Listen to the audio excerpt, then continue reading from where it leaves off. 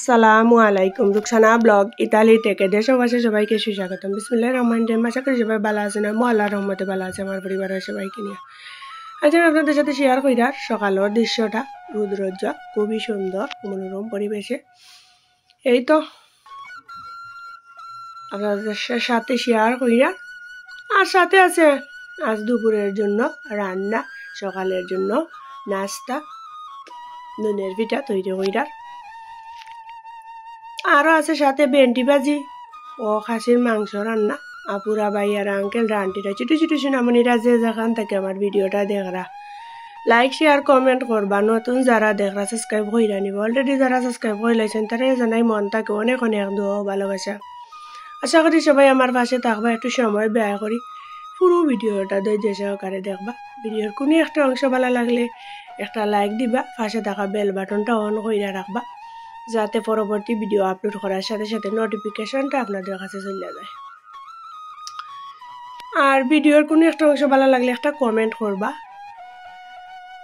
আপনার আর একটা কমেন্ট পাইলে আমি পড়তে আনন্দ পাই, রিপ্লাই দিতে পছন্দ করে, কিন্তু সময় সংক্ষিপ্ততার কারণে যদি দিতাম পাই না মনে কিছু নিবা না। অলরেডি পিঠা গরম পানি দিয়া 10 মিনিট জাল করলাম, হলুদ গুঁড়া, লবণ, এরপরে কালো জিরা, ধনে পাতা কুচি দিয়া, আর মরিচটা অ্যাড করছি না আমার বাবুর জন্য, দিয়া আমি চাউলের গুঁড়া আর সামান্য আটা দিয়া দুটা তৈরি করে নিছি কি। অলরেডি পিঠাগুলা বেললা খাটতেও নিছি কি। অপর পাশে আমি একটা কড়াই বসাই দিছি, তেল গরম হয়ে গেছে।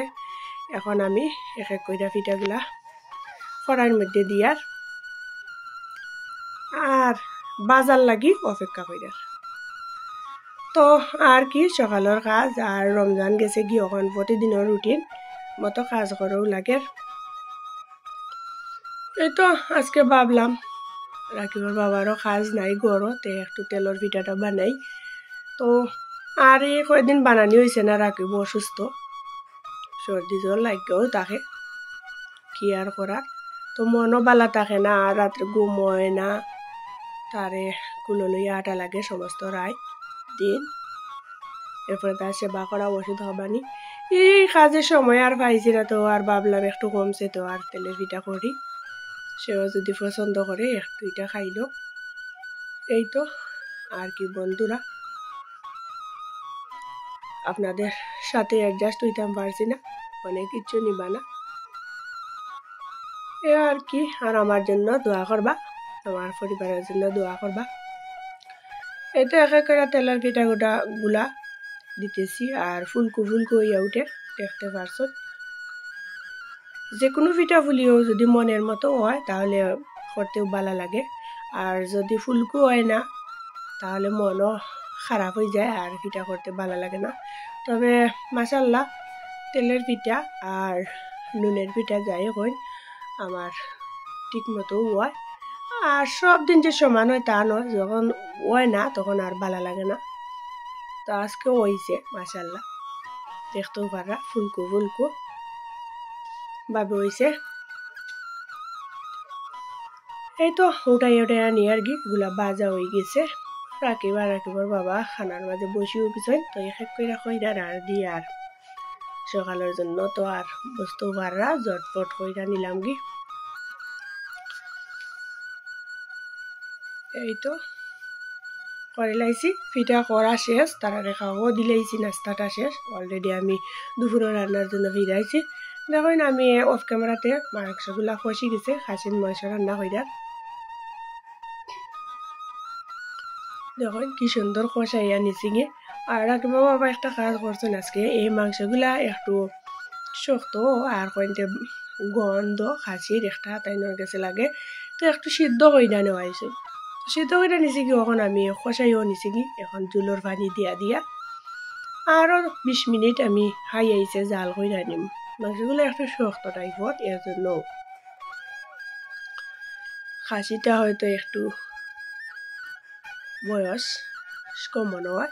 তো আর সবগুলা তো আর গন্ডা বেচা করা যায় না, আমরাও আনাইছি আলোচনার মাধ্যমে, এর জন্য।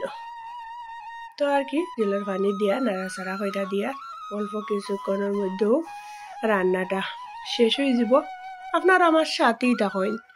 আর এই তো প্রথম ভেন্ডিও আইছে, এদিকে ডাকনা দিয়া ডাইকা দিছি, তখন ডাকনা উঠাইছি 20 মিনিট পর হয়ে গেছে তরকারিটা নামানো হয়েছে, তেল উপরে বাঁচি গেছে, খুবই মজা হয়েছে। সিদ্ধ করে রাঁধছিলাম, আপনারা একবার হইলে ট্রাই করতে পারেন। রান্নাটা শেষ করে লিয়া যাই আর কি ভেন্ডি ভাজি। দেখেন তো ভেন্ডি কত দিনের মধ্যেও খাওয়া হয়েছে না, ওরা কীভাবে আনছেন। তো আমি অর্ধেক দিন পানিতে ভিজে আনিছি কি ফ্রিজের মধ্যে, এমনিতেও রাখা দিয়েছিলাম নর্মালও, তো আর ভিজে নিয়া দইয়া পরিষ্কার করে নিয়ার এখন আমি অফ ক্যামেরাতে কুচি কুচি করে খাইতে আনিছি কি, আর দুইটা আলু দিছি মিডিয়াম সাইজের। আর অপর পাশে আমি একটা কড়াই বসাই দিছি, গরম হয়ে গেছে, তেল রসুন দিলাইছি, ওখানে একটা পেঁয়াজ দিয়ার বড় আকারে দিয়ে আমি নাড়াচাড়া করে একটু ভাজা ভাজা হওয়ার পরেই আমি করলাগুলা দিয়া দিই। দুই একটা কাঁচামরিচ দিছি, কাঁচামরিচ কিন্তু চিরা দিতাম পারি না রাখিবার জন্য, যদি জাল হয় তে খাইলে খাইব, না খাইলে নাই। খাইছে না তারপরেও খায় না, তারপরেও দিয়া রাখি মনের সান্ত্বনা লাগে যে যদি আমার বাচ্চাটা একটু হইলেও খায়, এই জন্য আর চিরা কইরা মরিচ দিয়ার না, আস্তে আস্তে মরিচও দিয়া চিরা দিলে একটু ভালো হইতো। তো আর কি নাড়াচাড়া কইরার আর 10 মিনিট নর্মাল মিডিয়াম আইছে জাল কইরা নিব। দেখুন 10 মিনিট পর ফিরে আইছি, হয়ে গেছে, ঢাকনা উঠাইছি, বাজিটাও রান্না শেষ। আজ এ পর্যন্ত, দেখো অন্য কোনো ভিডিওতে। আল্লাহ হাফেজ, আসসালাম।